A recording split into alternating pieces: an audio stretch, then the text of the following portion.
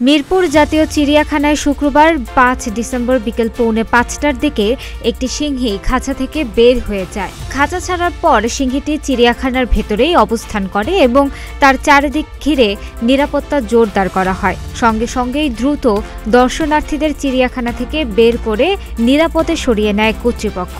তবে এই ঘটনায় কেউ হতাহত হয়নি।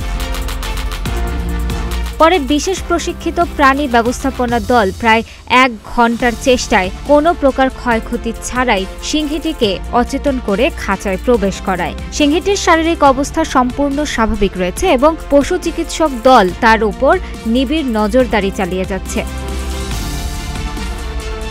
চিড়িয়াখানা কর্তৃপক্ষ ঘটনাটিকে অত্যন্ত গুরুত্ব সহকারে দেখছে। সিংহীটি কিভাবে খাঁচা থেকে বেরিয়ে এলো তার তদন্তে প্রাণী সম্পদ অধিদপ্তরের পরিচালক ডক্টর মোহাম্মদ বয়জার রহমানের নেতৃত্বে ২ সদস্য বিশিষ্ট তদন্ত কমিটি গঠন করা হয়েছে। কমিটির অপর সদস্য হলেন উপপরিচালক মোহাম্মদ শরীফুল হক। কমিটি ৩ দিনের মধ্যে তদন্ত রিপোর্ট প্রাণী সম্পদ অধিদপ্তরের মহাপরিচালক ডক্টর মোহাম্মদ আবু সুফিয়ানের নিকট পেশ করবেন।